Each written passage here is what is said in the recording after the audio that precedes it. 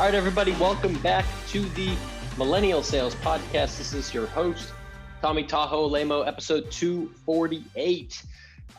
New month, August. We're ready to roll.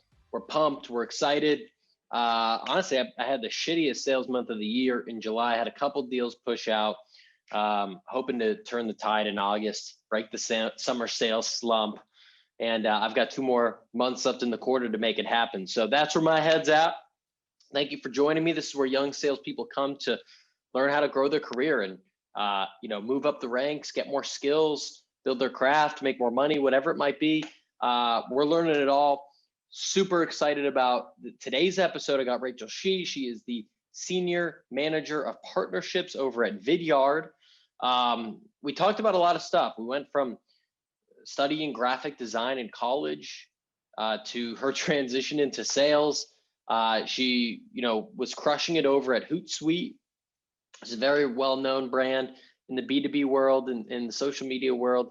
And then went over to Vidyard. And really a lot of this conversation, we do talk about Rachel's path, but the second half, we get very tactical. It's a very tactical episode to getting into how do you use video throughout the sales process. We know it's only becoming more and more important, especially as we're, in a digital sales world.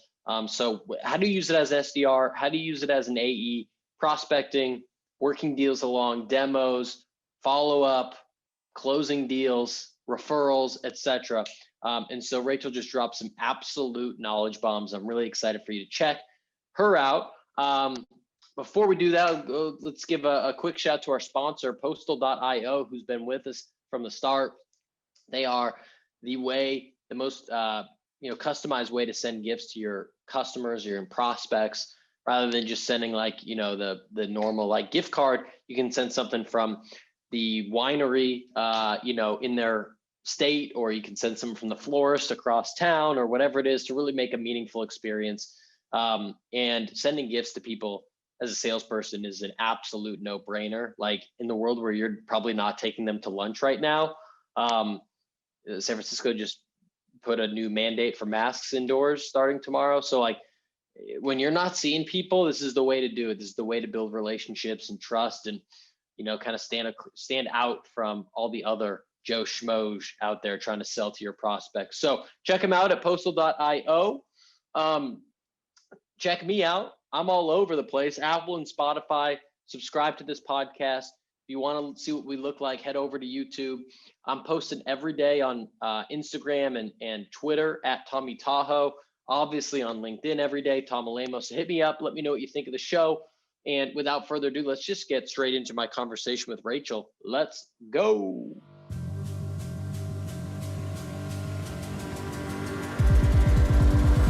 All right, Rachel Shih coming out of Toronto, Canada. Good morning and welcome to Millennial Sales. How are you?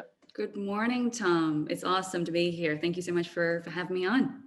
Absolutely. Coming off of a little bit of a travel into nature the last few days, kind of clear out the head, get away from the technology.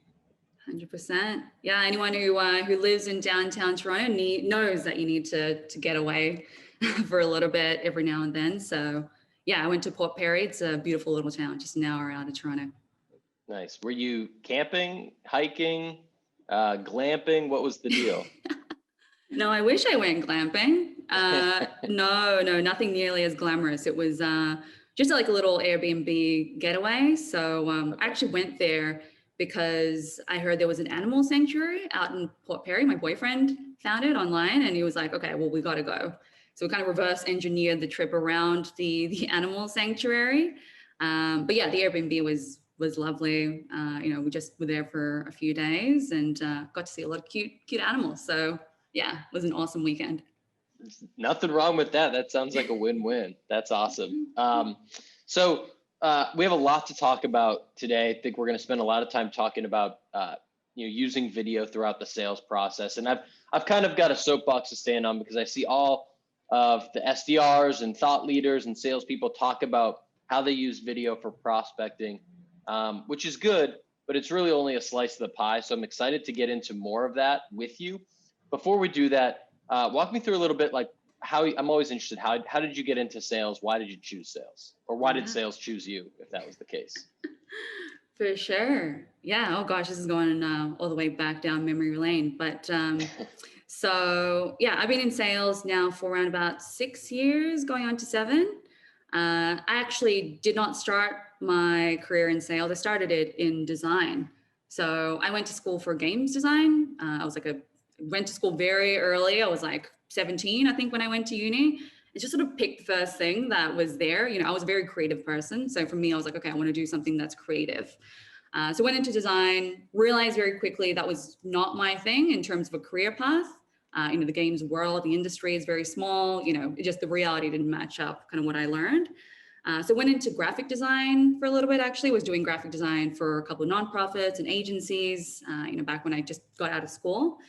At which point I kind of realized that wasn't also my thing either. You know, doing design, being creative in a commercial setting, doing it for money, I guess, just wasn't my thing. It kind of sapped the passion out of it a little bit for me. So happened to find my way into agency sales. So still in the agency world, but just as an account manager, and found that, I mean, I just thrived a lot more in that environment. You know, really found kind of my calling in being more client facing. I just enjoyed talking to people a lot more instead of sitting behind Photoshop all day and you know, taking revisions from a client.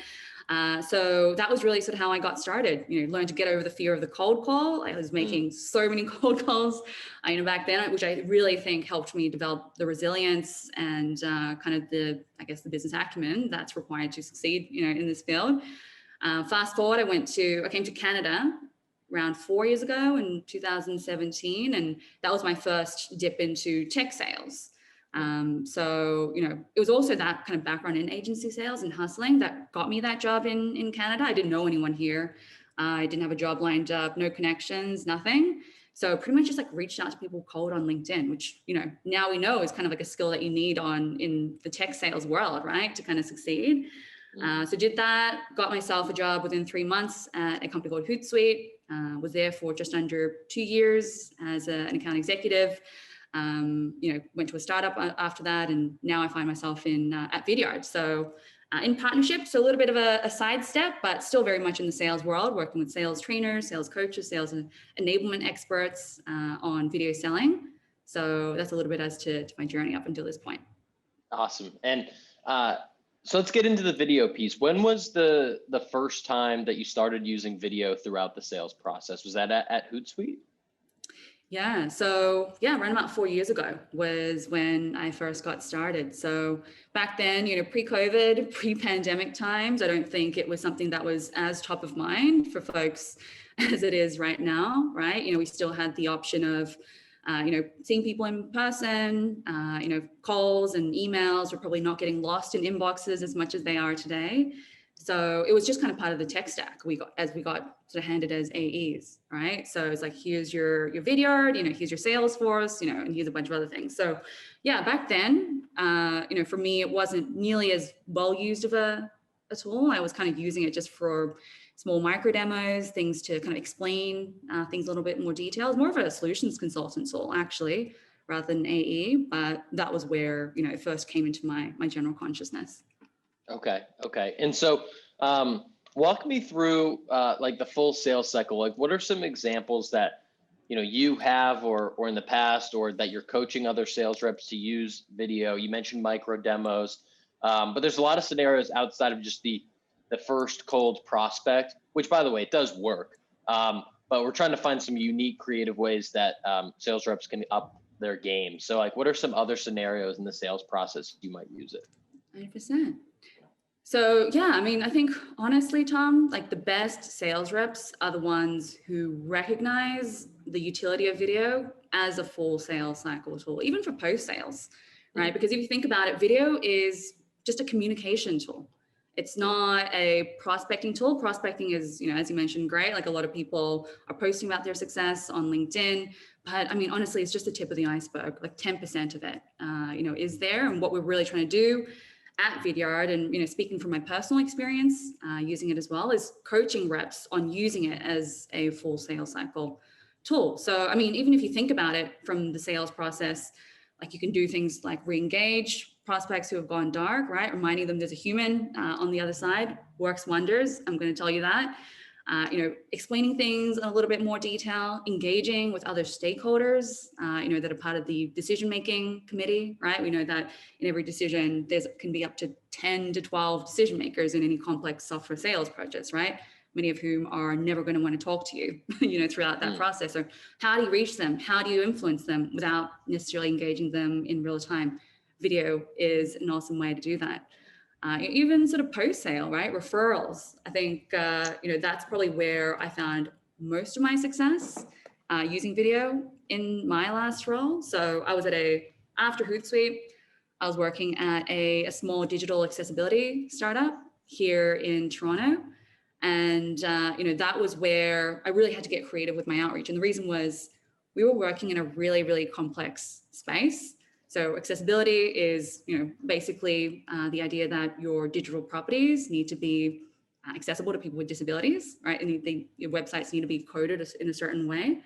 And in this job, we were basically reaching out to very, very senior level executives, chief legal officers, chief digital officers, chief product officers, people who were tasked with the accessibility mandate at their companies, often at the very large companies as well. So I was working with, I closed deals with Sephora, Whole Foods, Nike, of that size.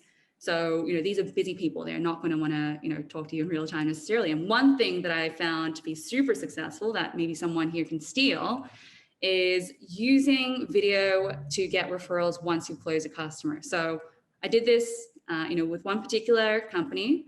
They were working with us for around about 2-3 months or so. And, they were obviously happy with our service. They were, giving us good feedback. CS team was happy. So I went back in at that point with the video and, basically asked for referral through the use of a quick Vidyard video at the time. Instantly got me an introduction to someone at the city of Missouri. So like a big government, company that, this particular prospect was the CIO at previously. And that turned into an opportunity and, then led to a closed deal as well. So small secret, that a lot of folks don't tend to consider when thinking about video, but honestly, prospecting is just the beginning. All right. So Rachel, I heard 3 things there. And as you know, and as the listeners know, I'm a rep, I'm in the field. Mm-hmm. We got 2 weeks left in the quarter. So this is a very, very real time for me right now. So I'm going to look to you for some coaching on some scenarios. I heard 3 scenarios for me there that I'm looking if we can get a little bit more specific because I'm going to use these all today. One was getting ghosted in a deal or a cycle. One is, multi-threading and getting across to, different stakeholders that you don't have access to. And then the third one is on the referral piece. So are you cool if we get into each of those a little bit more deeply? Oh, let's do it. Yeah. I mean, okay. I appreciate you doing this podcast in the last 2 weeks of the quarter. Yeah, we're moving. We're moving. All right. So let's start with the referral just because that's what you brought up most recently. Mm-hmm. So, okay. So let's just say you sold to me, 3 months ago. I'm a happy customer. My NPS is high. You check with the customer success team. Oh, Tom's loving it. Tom loves Vidyard. What's the ask? What's the ask in the video? Is it for a specific intro? Is it, hey, do you know anyone? What do you say in the video? Yeah.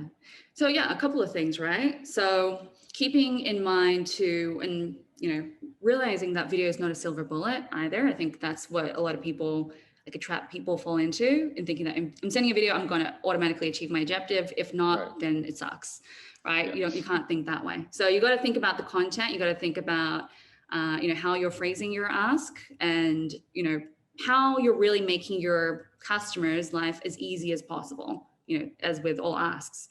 So I would start off with, kind of using the stroke pain impact kind of model, but, that's sort of a Sandler, methodology. We work with Sandler here, but sort of adapting that to the referral ask here. So stroke, reference something that may stroke their ego a little bit, right? Maybe, you've seen something on LinkedIn, they've won an award of some kind, they've got a promotion, picking out what you know of them and weaving that into your message in the first 5-7 seconds, right? You want to ensure that you're building that relationship, you're building that rapport, and you're not just going in for the ask, with no sort of, acknowledgement of who they are as a person, right? Yep.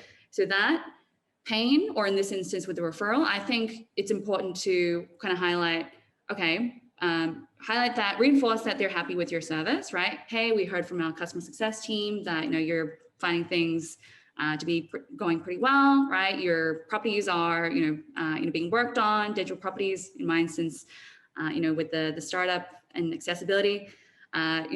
Curious if you have anyone in your network who may also benefit, from our services, right? So for my particular instance, people getting sued left, right, and center, like companies were getting sued for not being accessible. So that was basically the problem that we were solving for.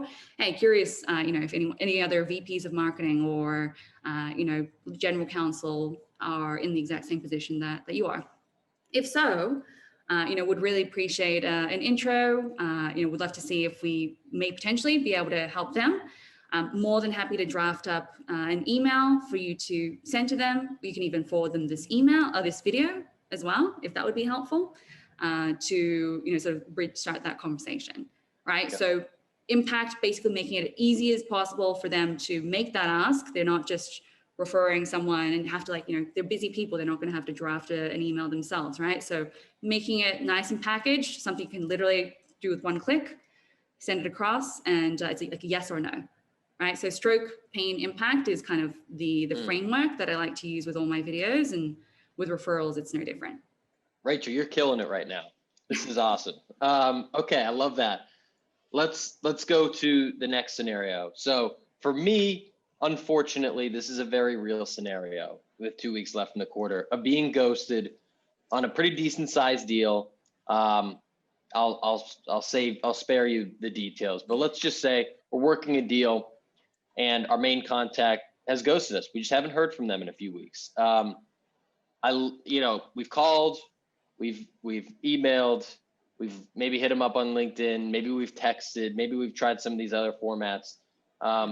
Video is something for some reason I didn't think to do. So tell me a little bit about that, like maybe seeing the human face, like, hey, I'm not just like this robot on the other side of the computer, like trying to hound you. Maybe that's what creates the human connection. Sure. Yeah, no, it is a very real phenomenon. We've all been in that situation. We think we've done all the right things up front, and then we come down to the wire, and it's like, fuck, we get to that point, right? One key thing that I'm going to emphasize here in terms of what video does is it ignites the law of reciprocity, right? So the law of reciprocity, as we know, is kind of like the human social instinct to do something for someone who has done something for us, right? It's just like ingrained with us, it's embedded in our DNA. It's how civilizations have worked up until this point, sort of based on that kind of unspoken rule of cooperation and reciprocity.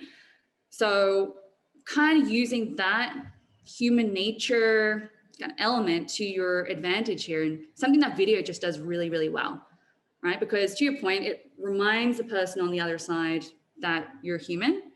And, even taking a step back, thinking about our, sort of our prospect and being in their shoes, sometimes they're not ghosting you because, they're a bad person, right? Or they don't want, they've fallen off, or they don't care anymore, or they're trying to annoy you deliberately, or anything like that. So many things could have come up, right? Sometimes it could be, they're just busy. They've got other initiatives going on. They literally just don't have the time to get back to emails. Other times they may even have, bad news or, less than great news, and they just don't want to share it with you because, no human likes sharing bad news, right? So they put it off.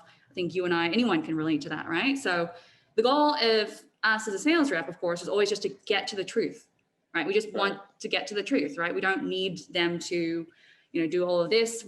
But that's, again, something that's very hard to do, again, when you're in sort of that imbalanced dynamic. So it's kind of just leveraging that law through video. Like, I've seen a ton of success doing it. Like, it reminds them that you're human.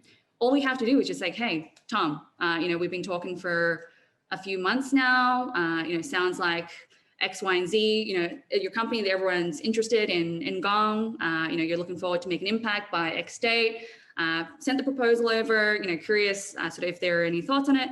No worries if not, right? If your timelines or priorities have shifted, just let me know, right? And we can kind of recalibrate and sort of refigure out things from here. I just need a kind of a yes or no answer from you, right? That in and of itself lessens the pressure I feel, on the Mm-hmm. other person's end, because again, it's just like a casual conversation, right? And they're also consuming that video on their own terms. That's another thing that's different Yeah. from a phone call. People Yeah. don't like to break the news in a real-time call either. They get to consume it. It's like, okay, I got to prepare my message. I can respond to him and we can adjust from there. So something to think about. There's no guarantees, of course, but it can go a long way when done correctly. You are not held responsible whether this works or not, but these are great ideas. And the last scenario is the multi-thread, right? So you might be working your deal, in my case, oftentimes we're working with CROs or VPs of sales, or, maybe a head of customer success or marketing might get in there. But oftentimes there might be an economic buyer, say like the CFO, that is part of the deal, but isn't part of, a lot of the pitch. So if that's the type of scenario you're talking about, how would you use video to communicate with that person or someone else that you haven't yet that's important in the deal? Yeah. So first things first, and as we know, as a sales rep, discovery is ongoing, right? Discovery does not stop after the first call and then, we drop it. Make sure, throughout that discovery process, however many calls it takes, you identify all the stakeholders that are, involved in the buying process, right? Table stakes. From there, you'll have your calls, you have your demos, and likely you'll meet your kind of below the line buyers, people who are screening or vetting, the tool. Likely the CFO is never going to get on a call with you. It's a very small chance that they're going to get on a call with you, right? But identify that they have a stake in the game, right? Identify from your champions. Okay, here are the people who are behind the iron curtain that I'm never probably going to speak with, but they do sign the check. Cool. Build that relationship asynchronously. So think about, are there ways that you can introduce yourself early on in the process, not when you're needing the contract signed, early on in the process to those stakeholders. Just get on their radar. Hey Tom, Bob, it's Tom from Gong. We've been talking to Sally and Joe from your team. Sounds like they're pretty excited about getting a tool like Gong in place. Wanted to quickly just introduce myself, as I know that you're involved in the buying process. I want to make sure that you have everything that you need. Here's some things that I understand are some challenges for you guys. Typically, other CFOs that I work with, want to ensure that X, Y, and Z is looked after. So I wanted to just put that on your radar. Happy to get on a real-time call, to discuss at any point. But either way, just wanted to, make sure that you were looped into that conversation. Done. Very simple thing to do, just at the start of the process. And again, makes the ask later on in the process much easier to do because, hey, even if that person, that CFO doesn't respond, they chances are will appreciate, oh, okay, Tom's actually made the effort to get to know me. I'm really busy. I'm probably not ever going to speak to him, but I feel heard, I feel understood. I know that he has maturity of the sales process and he knows that CFOs like me are involved and I'm not going to have the same needs as a CRO or, VP marketing, right? And he knows my world a little bit, right? Again, sort of earns that trust and you build that common ground and just skyrockets your credibility as well. So that later on down the line, again, when you're kind of down to the wire, you kind of have a little bit of so that ground to build off of. Rachel, there's no sales rep listening to this podcast that is not in one of these three scenarios, that doesn't need a referral, that doesn't have someone ghosting them, or doesn't have a deal or a relationship that they need to get deeper and wider and more multi-threaded with. And so I love that you can use this as a channel. To your point, let's have a disclaimer. It's not a silver bullet. It's not going to work 100% of the time. But I think it's just it's a way to break through the noise. It's a way to get more creative than the checking in email or the long email or just the millions of regular emails that people see on a day-to-day or the cold calls that they get.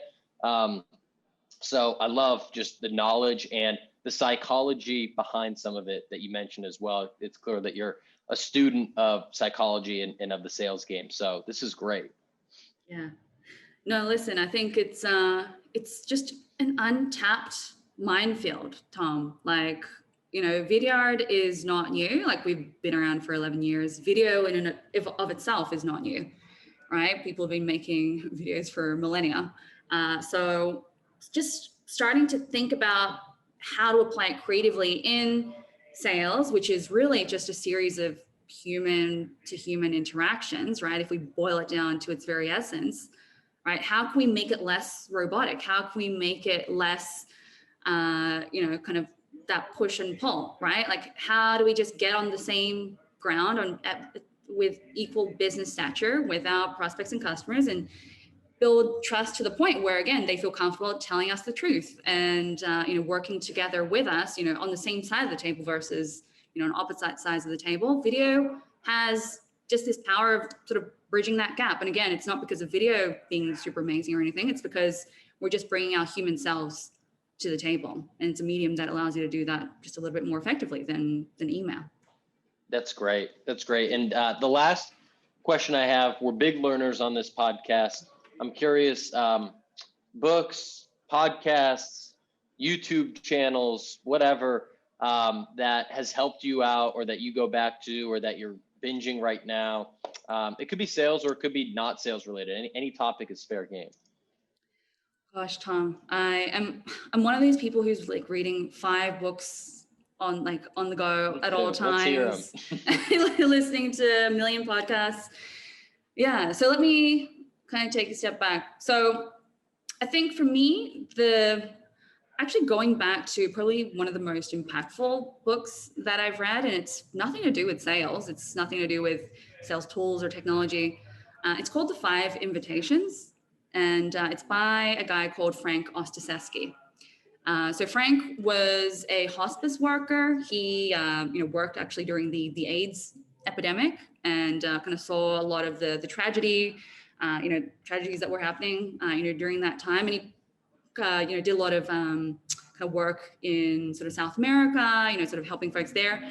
But this book was basically a distillation of all his lessons from working with people who were kind of at the end of their lives, right? And he worked with thousands of them. So that book, I think, is important for anyone to read. I think it's good for salespeople because sometimes the salespeople can kind of get caught up in the numbers, we can get caught up in our quotas, right? And kind of lose sight of the bigger picture. And especially I think too, during this remote time and we kind of get stuck in our little tunnel visions and we lose touch with people that we usually work with. This book, I always return to because it just helps me regain that perspective, right? He shares a ton of stories of people who are at their end of their lives and, he asks them like the same questions and, they're never looking back, like, if you've got someone on your deathbed, not to get too morbid or anything, but, if you've got someone on your deathbed who is looking back and, looking back and seeing, okay, how did my life go? Are there any things that I regret doing? What things did I wish I did more of? It's generally never, I wish I worked more, right? It's generally, I wish I spent more time with my family or my friends or, fulfilled my passions in, this way. So I think, again, for any sales rep who's kind of just feeling like they're, again, caught up in the grind a little bit, this book is, I can't recommend it enough. Anyway, anyone that I've recommended it to is like, just really loved it. And kind of shifts your mindset a little bit. That sounds like it's up my alley. It's called The 5 Invitations. Correct. Yeah. Wow. Okay. I'm in there. That's great recommendation. All right, Rachel, anything else that we didn't get to that you wanted to share or anything else? And if not, then definitely let people know where they can hit you up if they have questions or they want to connect or chat with you. Yeah, for sure. So, I think if anyone wants to learn a little bit more about what we're doing, Vidyard has a free tool. Anyone can get started. You can download the Chrome extension literally right away and start using it. At Vidyard, we're educating a lot specifically on video selling right now. So, obviously video is a big thing. We want to be there for folks who want to, get a little bit more tactical with it and start to learn how to use it across the full sales cycle. So if you're interested, hit me up. We have a video coach team here, who have a lot more information than even I have, to share and can get a little bit more hands-on. And of course, anyone can always find me on LinkedIn. I'm always sharing tips on video selling, sales, mindset, personal development, all of that as well. Awesome. Rachel, I appreciate your time this morning. This was great. I'm ready to go get the video. I've got to maybe fix my hair a little bit, get the video going, and we're going to make some magic happen in the sales world today. I can't wait to hear all about it, Tom. Thanks so much. Thanks. What's up, everybody? Thanks for checking out that podcast. Happy July to you. Would love if you took 22 seconds and hit subscribe wherever you're listening or watching this. Apple, Spotify, YouTube, your favorite podcast player. And be sure to check out some of my content on LinkedIn. I'm Tom Alemo. And on Twitter and Instagram, I'm at Tommy Tahoe. Have a great day. Make it legendary. Peace.